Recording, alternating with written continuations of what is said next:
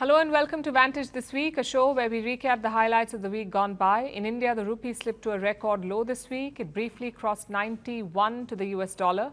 Foreign outflows and trade uncertainty have pushed the currency lower. We'll discuss. In Pakistan, Munir faces a high-stakes dilemma. Washington wants Pakistani troops deployed to Gaza. This is to police the Gaza Strip, and to disarm Hamas. If Munir agrees, it could spark a backlash at home. But if he refuses, it could strain ties with the US. So what will he do? In Venezuela, US pressure is escalating. Another Venezuelan vessel was hit this week. Washington is calling it a drug operation, but President Trump is also talking about Venezuela's oil. We'll tell you what that means. In Europe, electric cars are hitting a reality check. The European Union has paused a total ban on petrol and diesel cars by 2035. All this and more lined up. Let's get started.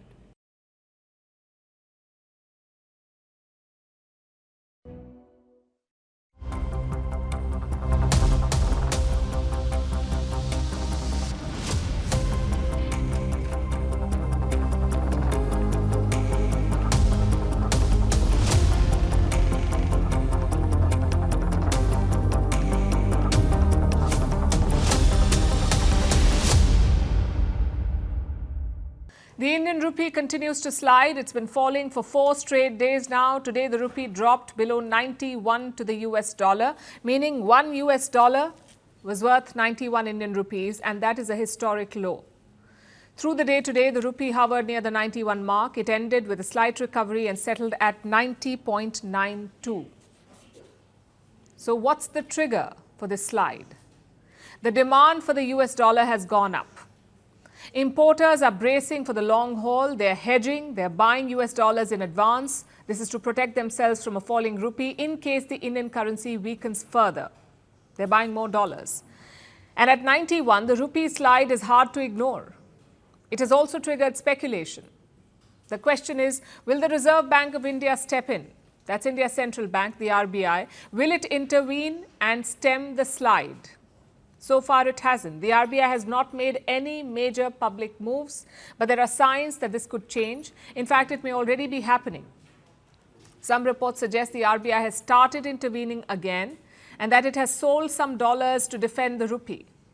But the amounts were small and they could not prevent the fall. So now traders are expecting something bigger, perhaps a more aggressive move from the central bank. Because there is precedent. The RBI defended the rupee in February and then again in October. Then in the month of November, the RBI intervened twice. It sold large amounts of US dollars into the market. This increases the supply of the dollar. It brings down the value of the dollar and by extension, it props up the Indian rupee. This is how the RBI steadies the currency. It intervenes to break one-way momentum and to remind traders that the rupee is not a currency in free fall. Now, most experts believe that another big intervention could be coming. Of course, there's a flip side to this. If the RBI sells dollars in large amounts, its foreign currency reserves will deplete. So it must make moves carefully. As for the rupee, the trajectory does not look good. This year, the rupee has lost over 6% in value. It's the worst performing currency in Asia. We've been reporting on this for weeks now, and we've told you the reasons for this fall. First, the exit of foreign investors. They are pulling money out of Indian markets. This year, they've withdrawn more than $18 billion. It's the biggest outflow India has seen, $18 billion. Now, how does this hurt the rupee? When investors sell Indian stocks, they take their money out in dollars. So they sell the Indian currency and they buy US dollars.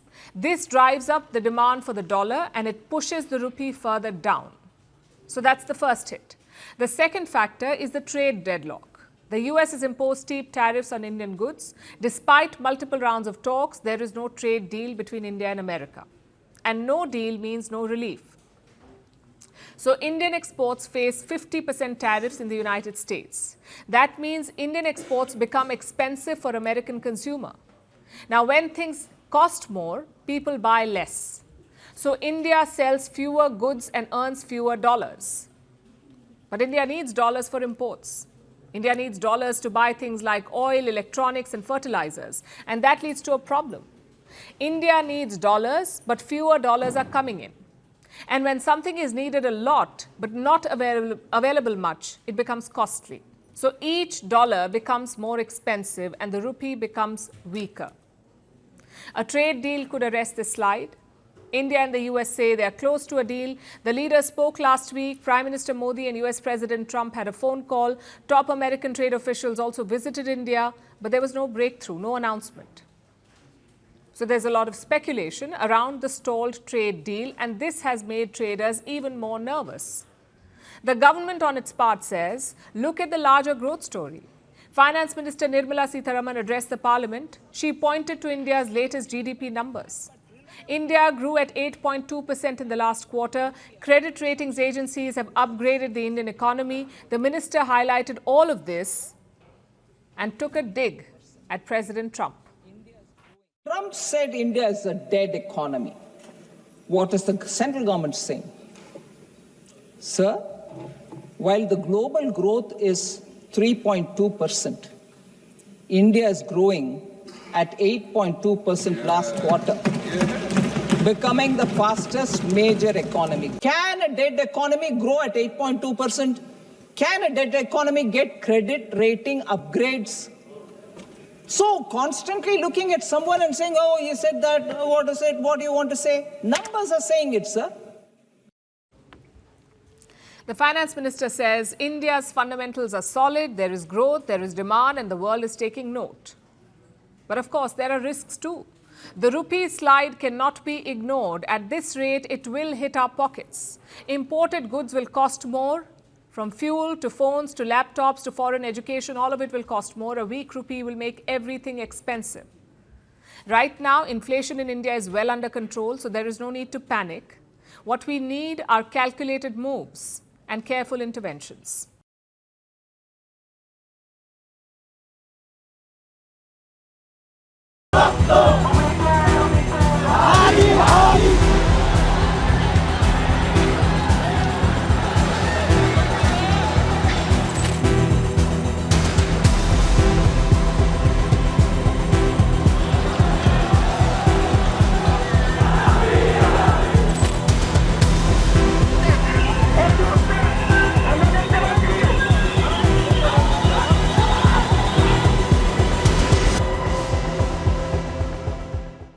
It was a night of terror in Bangladesh. Media offices were burnt, national symbols were attacked, public property destroyed, and Indian missions besieged. A night that ripped apart Muhammad Yunus's facade of a new Bangladesh. This is not a country in recovery, this is a country in chaos. First, let me tell you what happened. Last night, news of a student leader's death trickled in. His name was Osman Hadi. He was shot by masked men in Dhaka last Friday. Hadi had been airlifted to Singapore for treatment, but yesterday he succumbed to his injuries. Now, as the news broke, so did the violence. Hadi represented a radical section of Bangladesh. He was known for his anti-India rhetoric. At one point, he also propagated the idea of Greater Bangladesh, basically Bangladesh plus India's northeast. That's what he proposed. So his supporters began blaming India for the attack. They said the gunman had taken refuge across the border in India. After shooting him, they went to India. That's what they suggested. No proof, no official confirmation, just a wild allegation. But it was enough to set off violent marches in Dhaka. Until yesterday, the police had some sort of control over the situation, but at night, all hell broke loose. Mobs were prowling on the streets. Their main targets were media houses in Dhaka. Two of them were completely ransacked and torched. The offices of Pratham Alo and Daily Star.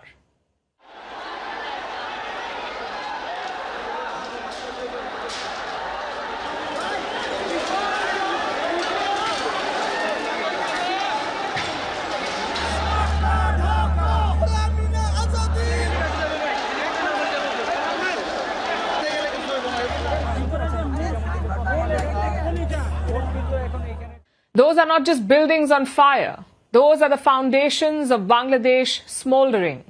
And the mob did not stop there. They went on a rampage across the city. Their second target was Dhan Mondi 32. That's the residence of Sheikh Mujibur Rahman. He is the founder of Bangladesh, also the father of ousted Prime Minister Sheikh Hasina. His house was torched once again by the mob.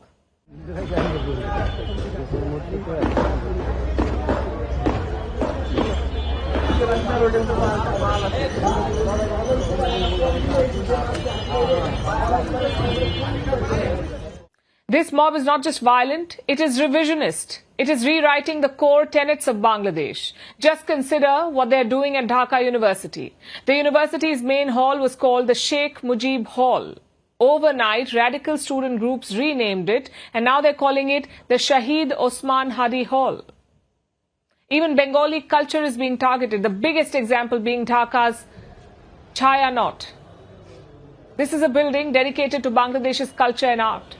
It's not some Indian diplomatic mission. It's not Sheikh Hasina's former residence. It is a symbol of music and art. But this rabid mob did not even spare that.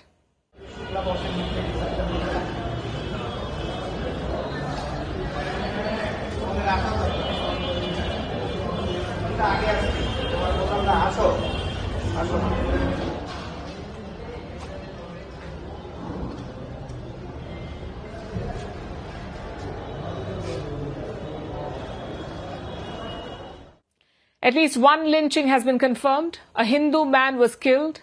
His body was tied to a tree and set on fire. Imagine the level of hate and radicalism that leads to this kind of action. Some Indian diplomatic missions were also targeted. A violent march was organized in the city of Rajshahi. It is located in Bangladesh's west, close to the border with India. These so-called protesters tried to attack the Indian diplomatic mission there. Thankfully, the police blocked them.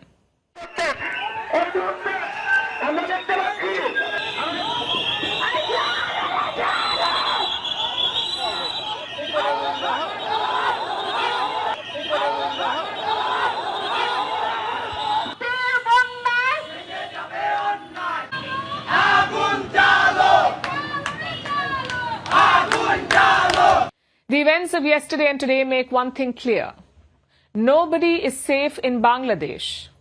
Because this mob is not just targeting India or Sheikh Hasina, it is targeting Bangladeshi symbols. It is targeting their own culture and national heroes. And what is Mohammed Yunus doing about it? He's either too weak to respond or he's enjoying the chaos unfold.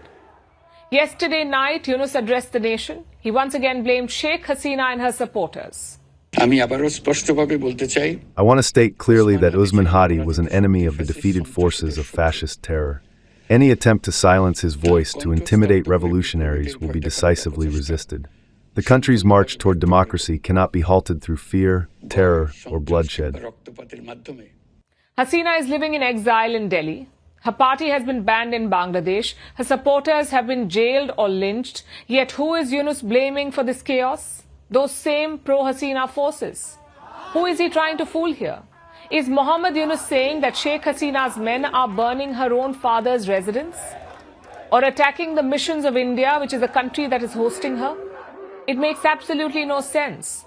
The truth is, these are radical Islamist mobs. These are forces that Yunus himself unleashed. And now he's distancing himself from them. Because look at the interim government statement. I'm quoting, "The government urges all citizens of Bangladesh to resist all forms of mob violence committed by a few fringe elements. We strongly and unequivocally condemn all acts of violence, intimidation, arson and destruction of properties. We cannot and must not allow it to be derailed by those few who thrive on chaos and reject peace." Such a statesman-like remark. But here's the truth. Mohammed Yunus himself lifted the ban on Jamaat-e-Islami. He was the one who freed these jailed radicals. And this is the outcome. These forces do not care about democracy or peace. They care about power. The question is, what will they do next? We cannot rule out more violence, especially attacks on Indian missions and media houses. Those appear to be the soft targets right now. Plus, you have elections coming up. Bangladesh will head to polls in early February. Chances are the Islamists will try to hijack those elections, basically spread an atmosphere of fear and intimidation. That's where the role of the security forces will be key. Will Mohammed Yunus deploy them to crack down, or will he watch the country burn? Either way, we haven't seen the end of the story yet. If you thought July 2024 was bad, the next chapter could be worse.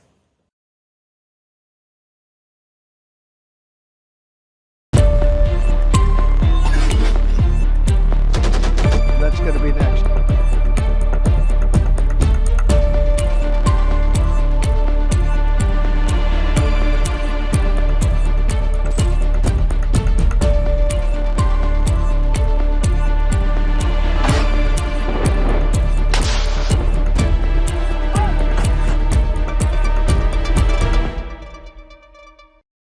Pakistan's Asim Munir faces a new dilemma. No, he is not confused about his next promotion. He is confused about a decision that could determine his political future. And it concerns Gaza. It's been 2 months since the ceasefire deal in Gaza. Things have been tense but stable. So the focus is shifting to the next stage, to deploy a coalition of Muslim soldiers to Gaza. What will they do?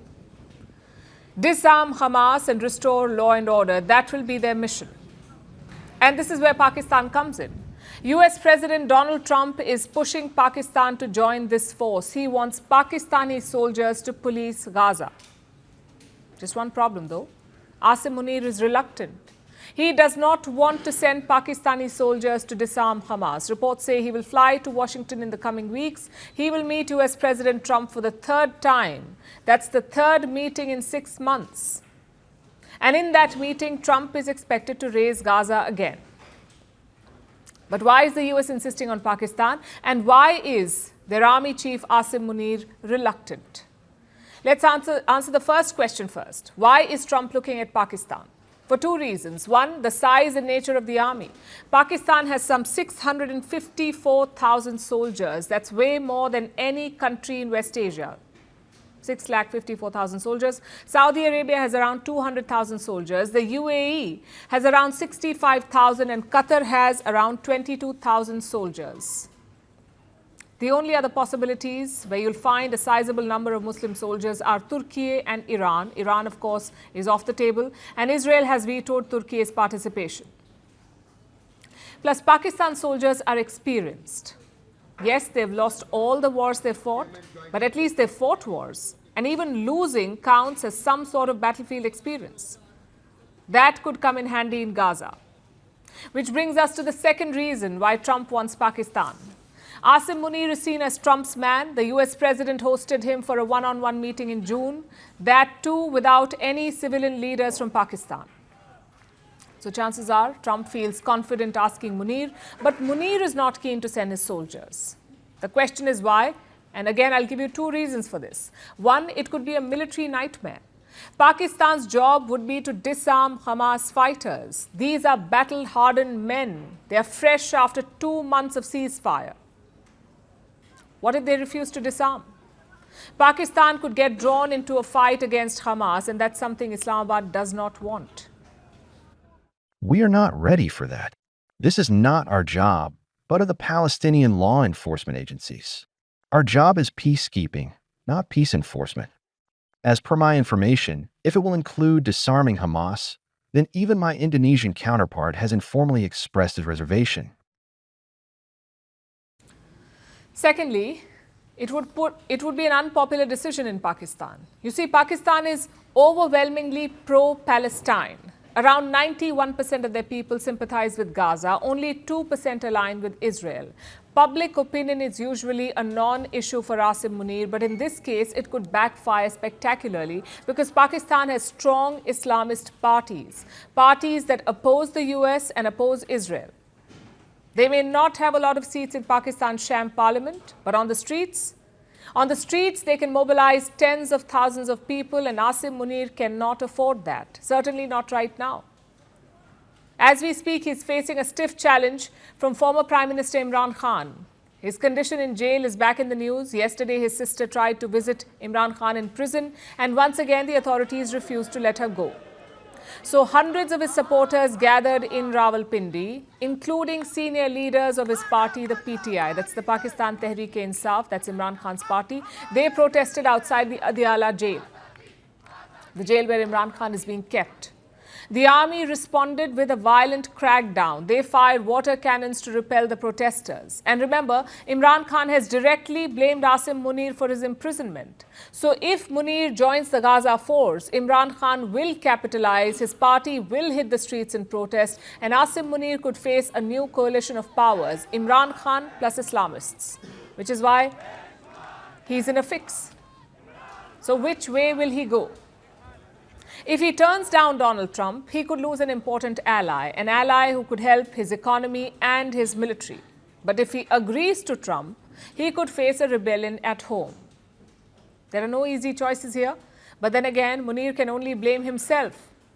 He put all his eggs in Trump's basket. He grabbed authority from the civilian leaders of Pakistan. So now he must take a decision that could reshape his reign.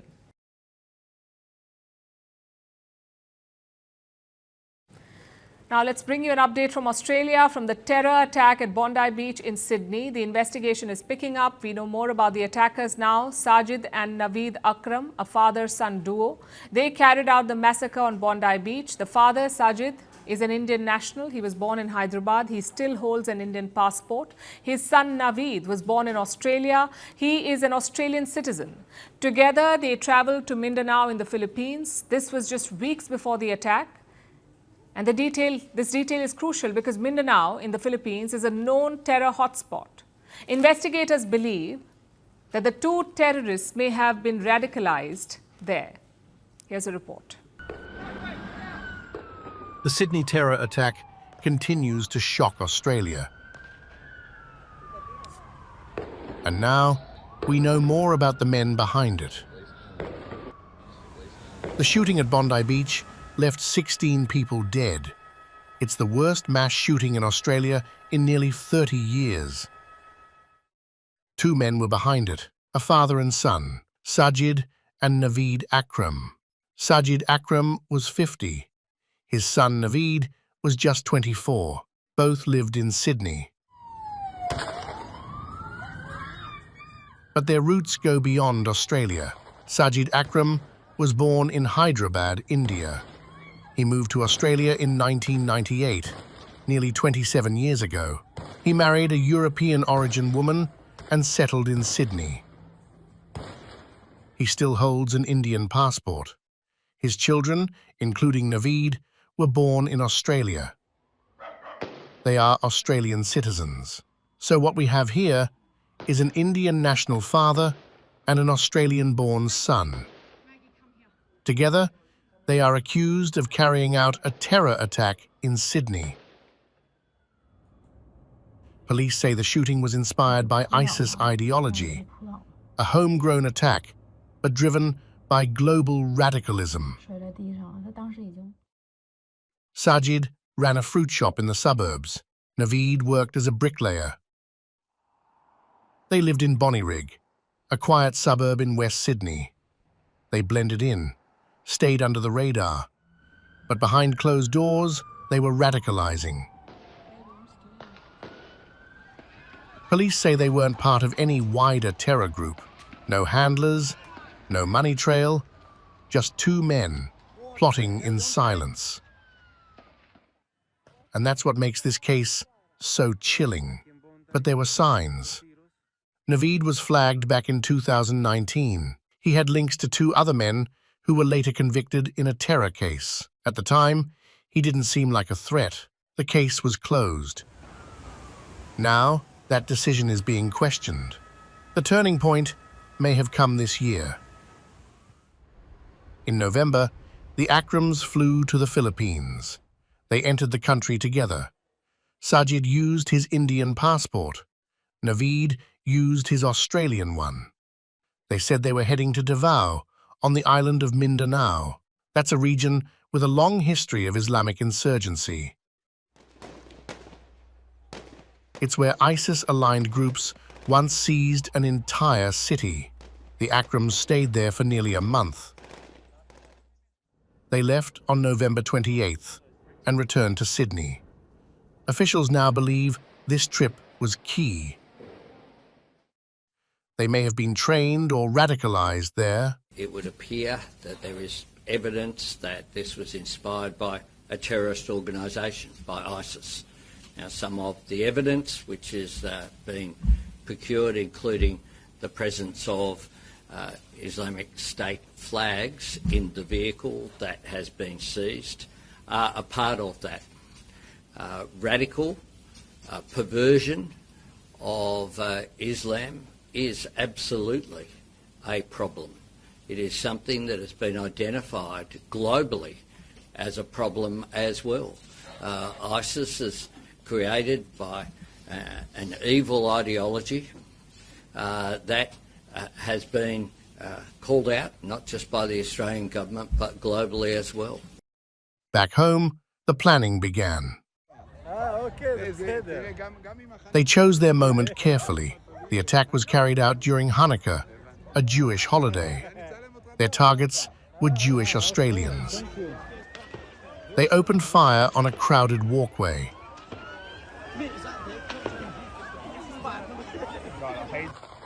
Naveed started shooting from a bridge. Sajid followed minutes later. It was over in minutes.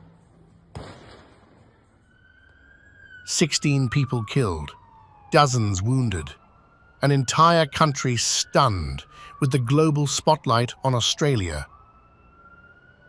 The investigation is moving fast, but many questions remain. How did two men plan this without getting caught? Why wasn't their trip to Mindanao flagged earlier? And how many more are slipping through the cracks? This was not a foreign network, not a cross-border operation. It was a father and son, radicalized at home, driven by ideology, and capable of mass violence. It's the kind of terror case that's hardest to predict, and even harder to stop.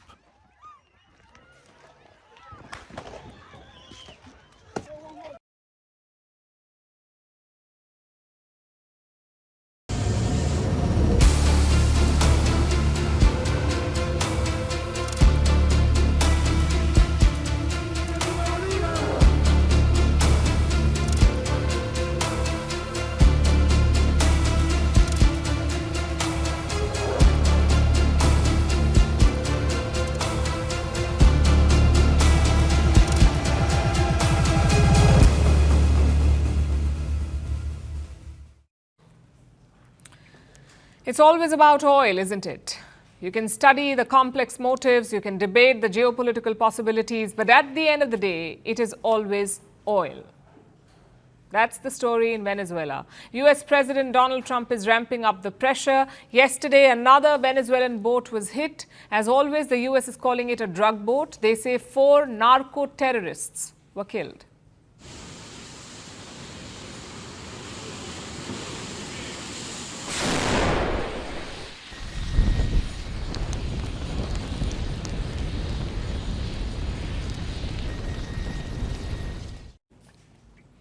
No evidence, no trial, just good old American justice. But all this narco talk could be a cover. A cover for what? For snatching Venezuela's resources. Because look at the trajectory. Trump began this operation by talking about drugs. He complained about narco terrorists and gangs in Venezuela. But suddenly, oil has entered the picture. Venezuela's been a very bad actor. They've been, as you know, they've been sending millions of people into our country, many of them Tren de Aragua, some of the worst gangs. Well, we're going to stop drug trafficking, and we've done a lot. There's nobody coming in on the water, that I can tell you. The water is like, there's nobody. There's no drugs coming in on the water. Getting land, oil rights, whatever we had, they took it away because we had a president that maybe wasn't watching. But they're not going to do that. We want it back. You see the goalpost shift. First, Trump complained about migration, then he complained about drugs, and now he wants oil. His advisor, Stephen Miller, went a step ahead. Look at his statement, and I'm quoting, "American sweat, ingenuity and toil created the oil industry in Venezuela. Its tyrannical expropriation was the largest recorded theft of American wealth and property." 2 claims here. 1, that America created Venezuela's oil industry, and 2, that the oil industry is American property. Where is this claim coming from? Time for a quick history lesson. Venezuela has around 300 billion barrels of oil. Those are the proven crude reserves, and they are the biggest in the world. Western companies began drilling there in the early 1900s. Many of them got incentives from the government. This oil revenue enriched Venezuela. In the 1960s, they played a key role in setting up OPEC, the Organization of Petroleum Exporting Countries, OPEC. Basically, it's a cartel of oil-producing nations. Then things began to change in 1972. That's when Venezuela took over the assets of Western oil firms like Exxon, Shell and Chevron. Venezuela combined them to create a state oil firm, and this was not sudden. This was a negotiated nationalization. But the second round was more contentious, and this one happened in 2007. Many Western firms demanded billions in compensation, and that is the root of Trump's complaint. He feels that US companies were kicked out unfairly, so now he wants payback. He wants Venezuela's oil wells and wealth. Just one problem, though. That is not how the world works. International law is very clear about natural resources. If it falls inside your borders, it belongs to you. That is the law. Maybe foreign firms invested in it, maybe foreign workers extracted it, none of it matters. The resource belongs to you. Can you claim compensation? Yes, you can. But that's not what Donald Trump is doing. He is surrounding Venezuela with warships. This week, he imposed a blockade on sanctioned oil tankers. There are 30 such tankers in the Caribbean. If they try to sail out of the region, the US will seize them. They've already seized one such tanker. But Venezuela's President Nicolas Maduro is defiant. He says the oil trade will continue.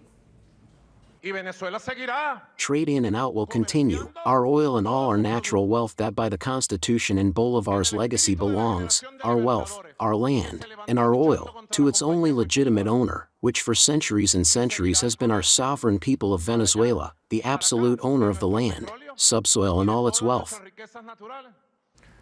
The blockade will hurt Venezuela to some extent. Around 40% of their oil is sold using sanctioned tankers. Most of it goes to China, which does not care about American sanctions. Nonetheless, Maduro's oil revenue will reduce. Having said that, there is a saving grace too. Oil is a sensitive topic in Venezuela. It is seen as the country's national pride and symbol. By attacking that, Trump is uniting Venezuelans. Yesterday, hundreds of them held a rally in the capital, Caracas, and their message was this: Donald Trump is a thief. A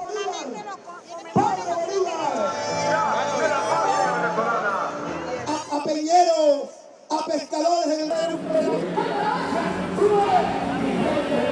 de bajar a Bolívar de los pedestales, de bajar a Bolívar, de recordarlo solamente, porque todas las comunas. Venezuela has a lot of diplomatic support. China has sided with them. Beijing is in fact accusing Trump of bullying, which is a bit rich coming from China, but in this case it sounds like a fair point. Meanwhile, Russia is calling for restraint. Brazil and Mexico are criticizing the United States.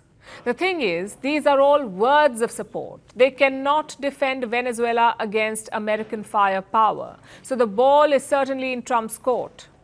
He has steadily ramped up the pressure on Venezuela, first with airstrikes, then with tanker seizures, and now a partial blockade. The question is, what does he do next? Does he hope the economic pressure will topple Maduro, or does he move in for a military intervention?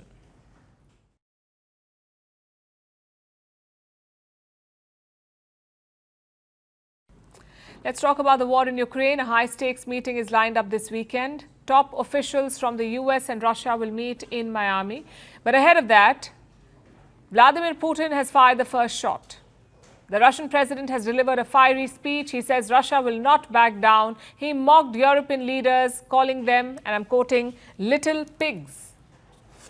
And he issued a warning. Putin said Russia could seize more Ukrainian territory if diplomacy fails. And Ukraine has responded.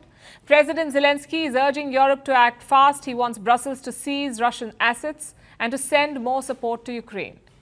Now, this is a sharp turn in the conflict because just days ago, they were talking about a breakthrough. The US sounded hopeful. Trump officials believe that a deal was within reach.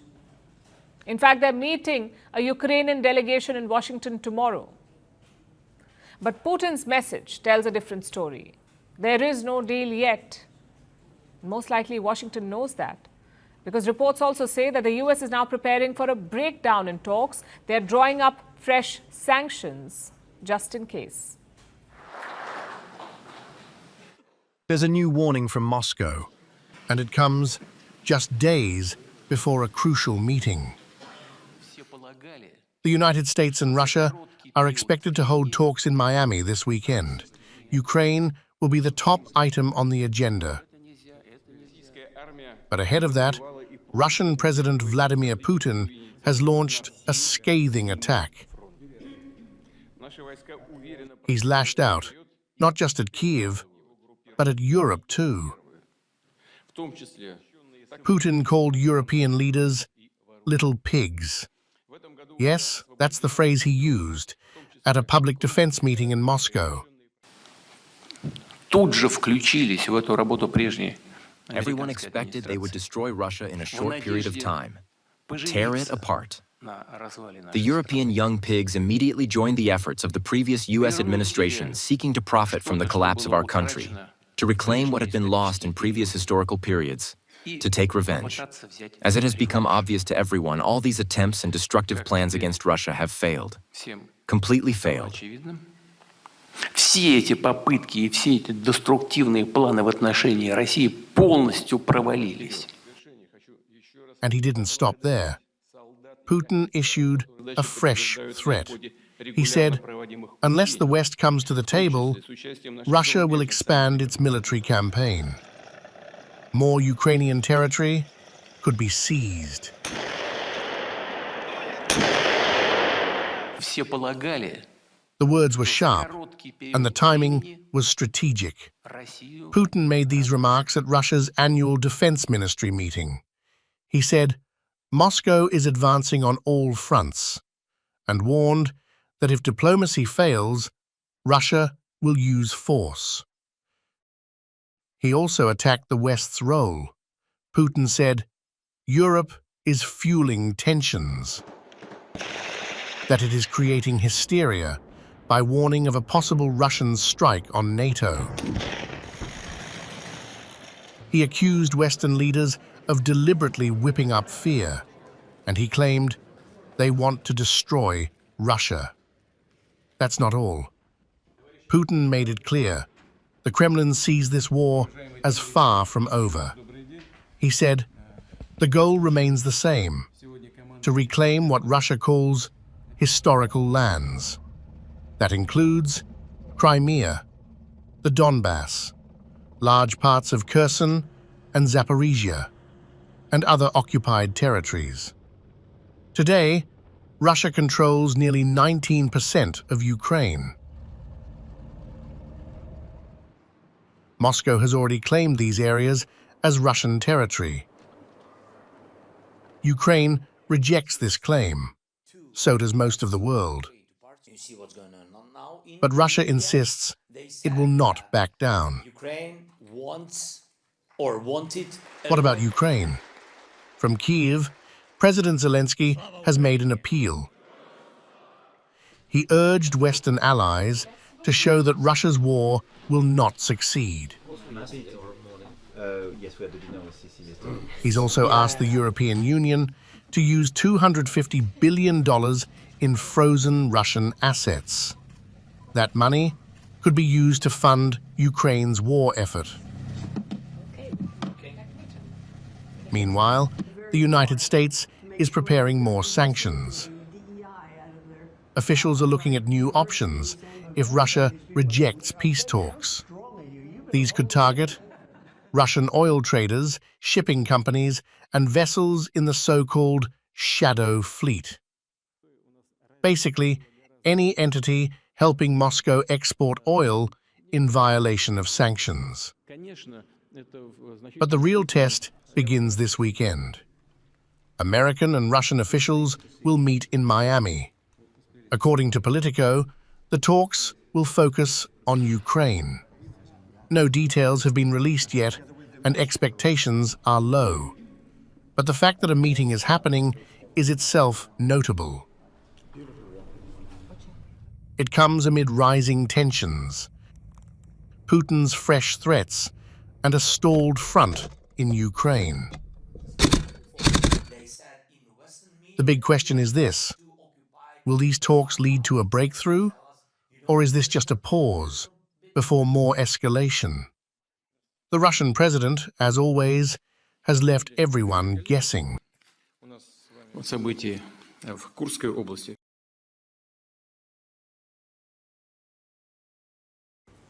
Our next story is about electric cars. For years, they've been touted as the future of transport. For years, governments have pushed for them and car makers have promised them. But now many of them are going slow because the economic reality is setting in. Take Europe, for example. Europe had set a hard deadline, 2035. Ban all petrol and diesel cars by 2035. That's what Europe had decided 2 years back. It was part of their flagship Green Deal. The idea was to achieve zero emissions, move away from petrol and diesel cars and shift to electric vehicles completely. But now there's a rethink. Europe may soften the ban on petrol and diesel cars. What does that mean? What is softening a ban? Instead of cutting emissions to zero, car makers may have to cut them by 90%. And what happens to the remaining 10%? This is to allow some petrol and hybrid vehicles on the road, even after 2035. That's the 10% allowance. Now, Germany and Italy pushed for this change more than anyone else. They're home to some of Europe's biggest car makers like Volkswagen, BMW, Stellantis, and Renault. And here's why they want to go easy on the ban. There are multiple reasons, in fact. The first reason is consumer demand. European automakers say people are not buying electric cars fast enough. And for very practical reasons. EVs are still more expensive than petrol or diesel cars, so for many buyers, they're not affordable. And that makes a total ban hard to enforce. That's the first reason. The second reason is intense competition from China, and this is a big one. China dominates the electric car market. More than half of all EVs sold the world over come from China. You see, Beijing subsidizes EV makers. It brings down their costs, so Chinese electric cars are much cheaper. And that's why they sell more. European automakers say they cannot match China on price. The third reason is jobs. The car industry is one of Europe's biggest employers. Governments fear that moving too fast on the ban could shut factories and wipe out jobs. So Europe is hitting the brakes. But this trend is not limited to Europe. Global EV growth is slowing. In November, global EV sales rose by just 6%. That was the slowest growth rate since early 2024. Plus, consumer sentiment has also shifted. A new survey is out. This is what it says. Half of global car buyers now plan to buy petrol or diesel vehicles. Only 14% want a fully electric car. Clearly, enthusiasm for EVs is cooling, and car makers are taking the cues. Look at Ford Motors. It has announced a major retreat from electric vehicles. The company is taking a hit of nearly $20 billion. $20 billion. Ford says its electric car bets have not worked as planned. Big EVs are too expensive to build and too hard to sell. Another reason, of course, is Donald Trump. His administration has pulled back support for EVs. So all of this has pushed Ford to retreat from electric vehicles. And here's what the company is doing. It is shifting focus back to petrol and hybrid cars, and it has put its flagship project on hold. Again, this trend is not limited to Ford. Even for luxury brands, EVs are proving hard to sell. I'm talking about companies like Porsche and Mercedes-Benz. Despite a wealthy customer base, they have struggled to scale up EV sales. So if you join the dots, what do you see? What does all of this mean? Well, it does not mean that electric cars are going away. They're not. And this is not a collapse of EVs. What this means is that the transition is turning out to be much slower, much more expensive, and more politically sensitive than what governments and companies had expected. Electric cars may still very well be the future, but the route to get there is proving to be far longer and far more complicated than promised.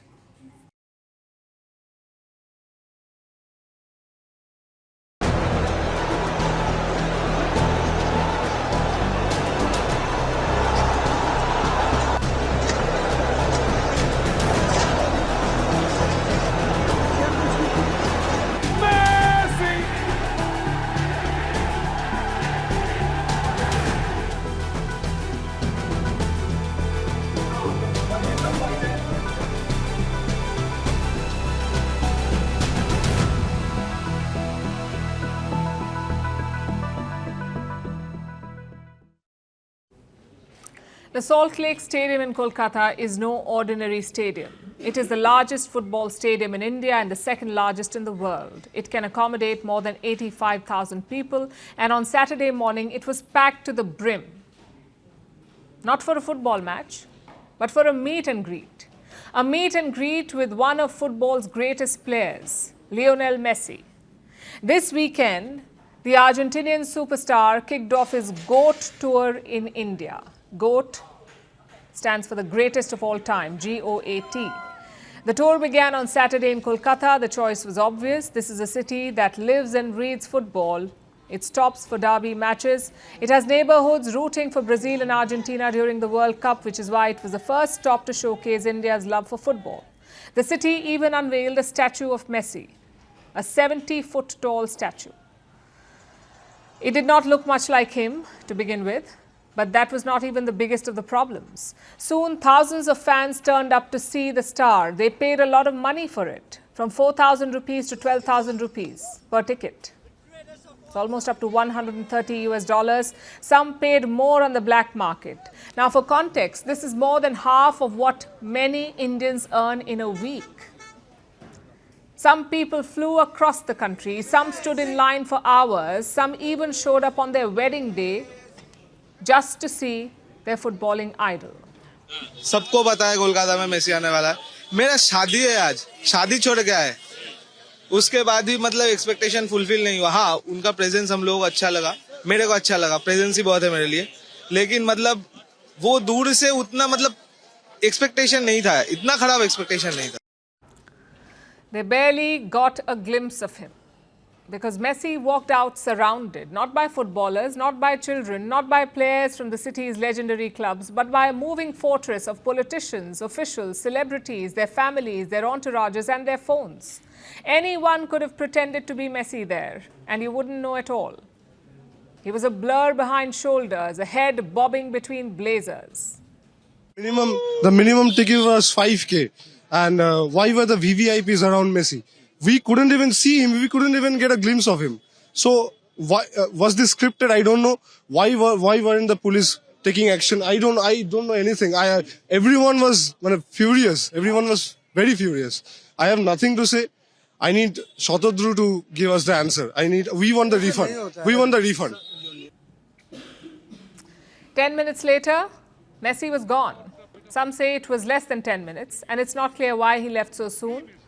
According to some reports, his security was worried about the people surrounding him. According to others, his team was displeased with the organizers. Now, we cannot confirm the exact reason for his departure, but we can tell you that he left within minutes of arriving, and this left the fans angry.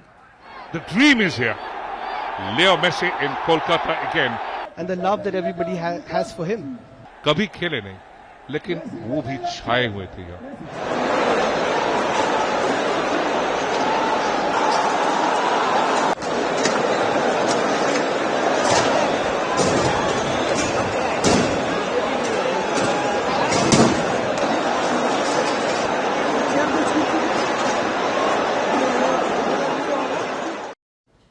The reaction was ugly. Chairs ripped out, bottles thrown, a canopy set on fire, people running onto the pitch.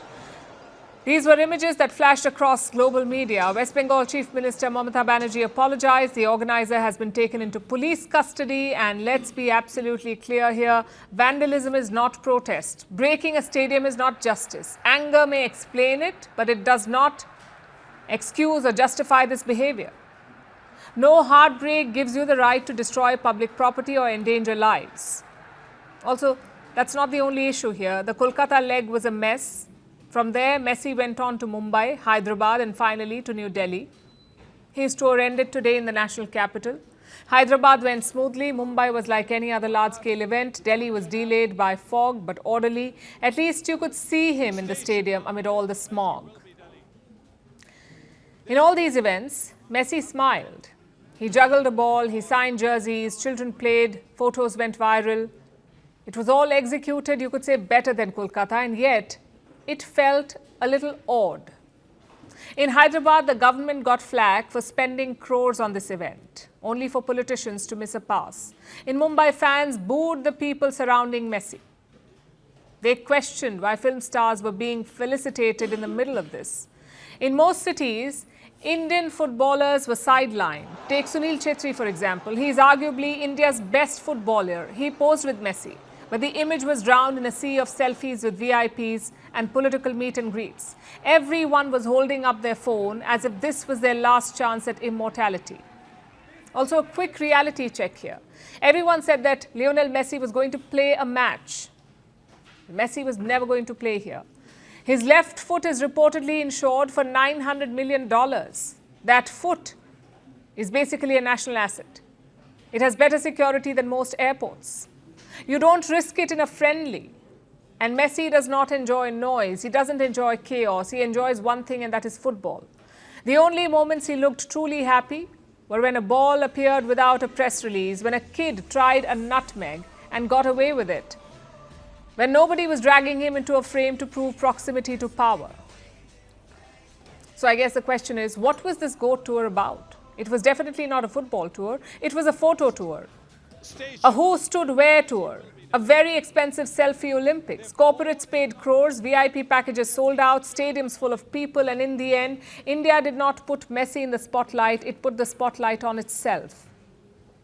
Everyone wanted to stand next to the football star. We built a 70-foot statue, but we couldn't create a 10-minute moment where a footballer and his fans could just exist.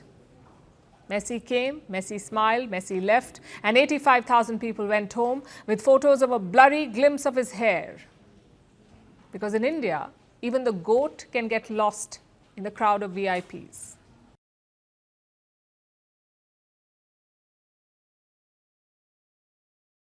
Studying abroad used to be a dream, but now it's a calculated decision. If you're a student who wanted to study abroad, 2025 may have been a bit of a nightmare for you, because this year immigration emerged as one of the biggest stories. Not just in the US, where Donald Trump has weaponized visas, but also in the UK, Canada and Australia. These countries have been the biggest student destinations abroad, and this year they began shutting doors. They issued fewer visas, increased the scrutiny of applicants and imposed stricter controls, and also made a clear preference for rich and highly skilled talent. So the students began recalibrating. Their enrollments went down. In fact, fresh data is out. This is from India's Ministry of External Affairs. It was tabled during the winter session of Parliament, and this is what it shows.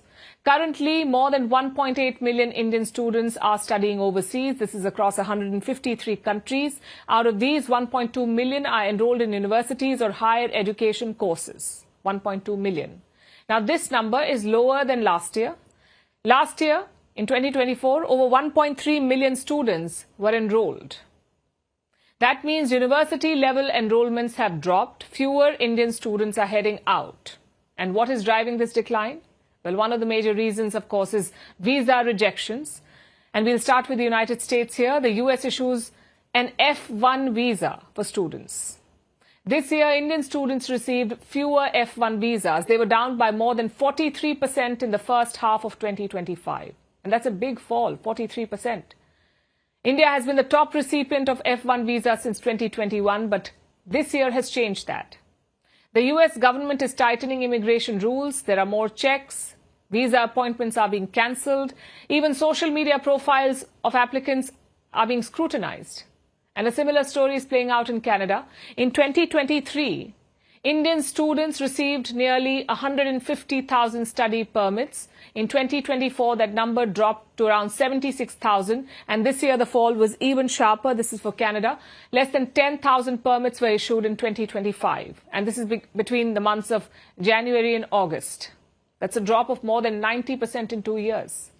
Canada is cutting back on student and worker visas. So is the United States of America. And these were the go-to choices for Indian students. With these numbers shrinking, where are Indian students going now? Well, they're exploring newer destinations. For instance, Europe is emerging as a new study abroad destination, starting with Germany. Some 60,000 Indian students are enrolled in Germany right now. That's a 20% jump from the year before. And what is Germany offering? Why are students choosing Germany over other countries? Because this country is investing in education. Germany is offering more student-friendly policies. Similarly, France is also stepping up. Since 2024, Indian student enrollments have risen in France. They've gone up by 17%. So yes, Indian students are exploring new options, and most of them are studying STEM subjects. STEM, as you would know, stands for Science, Technology, Engineering and Mathematics, STEM. These fields dominate the enrollments. Nearly 70% of Indians studying abroad are enrolled in STEM courses. Why is that? Because these fields offer more jobs. They remain high in demand. Beyond a good education, the students also want more from their experience in these courses. They want more than a good degree. They want affordability.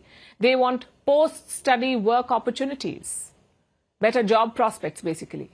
These priorities reflect in university choices. Students are looking for policy stability. They do not want sudden changes or shifting visa policies. Basically, they want value for their money. And that should not be surprising because studying abroad is quite expensive. Indian students are taking on more debt than ever before. 1 in every 3 students now takes a loan to study abroad. The cost of education has become a big concern. And in 2026, this will continue to be a key factor. In 2024, Indian families spent $44 billion, $44 billion, to educate their children abroad. By 2030, that number is expected to double. It could reach $91 billion. So countries tightening student visas stand to lose. They stand to lose this money. At the same time, new destinations can step in and capitalize. European nations are opening up, and they will compete for a bigger slice of that spending. So what's the outlook for the year ahead? Let's sum it up for you. Destinations like the US and Canada are getting stricter. Europe is becoming more attractive, but affordability remains critical and the students want stability. So going forward, countries that offer clarity and consistency will win.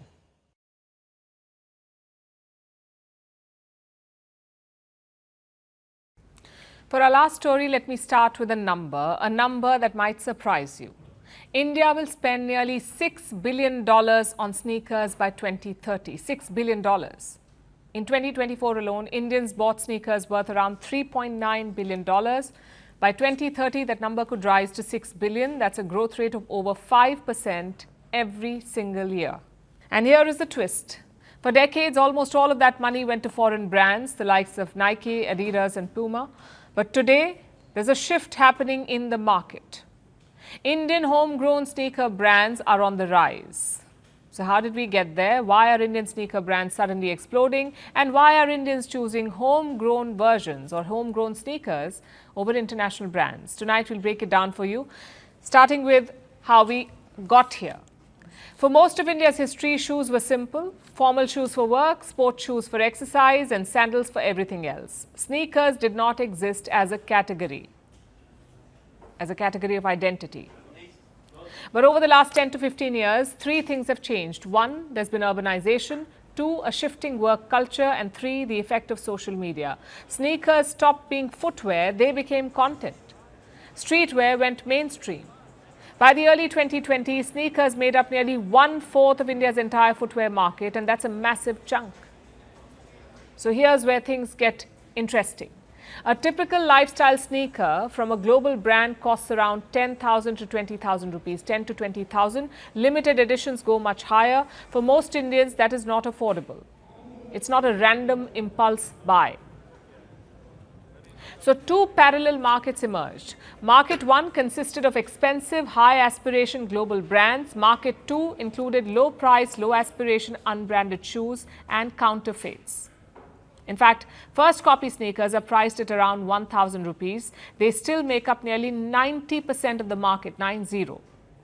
So 1,000 rupee unbranded shoes and 10,000 rupee branded sneakers. That leaves a wide gap. And it's in this gap that Indian sneaker brands were born. They were priced between 3,000 to 8,000 rupees. They use better materials than local brands. They have Indian storytelling, and most importantly, they design for Indian reality. There are many brands in the fray right now. CHK, Comet, Gully Labs, Neiman's, Theli, Zayden, and many more brands. They all approach this differently, but their mission is the same: build high aspiration but attainable sneakers. Most of them are even manufactured completely in India, from the sketch to the sole. Everything is made in India. And here's the other thing: many global sneakers are built for lives in Western countries, but homegrown brands are changing that. There is water and dust resistance for monsoons, breathability for heat, wider foot shapes, long hour comfort. Some brands even use special coatings for dirt. And then there's the storytelling. Indian brands use local scripts for shoes. Many derive inspiration from Indian culture. There are special festival drops for Diwali, Durga Puja or Onam. So Indian brands are doing a lot. And who is buying these shoes? Well, the audience is wider than you think. There is Gen Z, of course, that is chasing individuality, millennials who want comfort, women consumers who like the idea of customization, and many of the buyers are from Tier 2 and Tier 3 cities. For them, this is a piece of aspirational fashion. And investors understand that.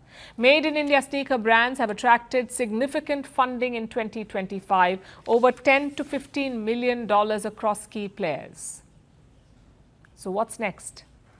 Brands are eyeing experience-led stores where you can go in and customize your sneakers.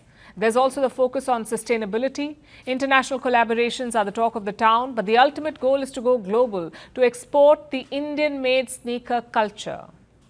Because for decades, India made shoes for the world. Now India is finally putting its name on them.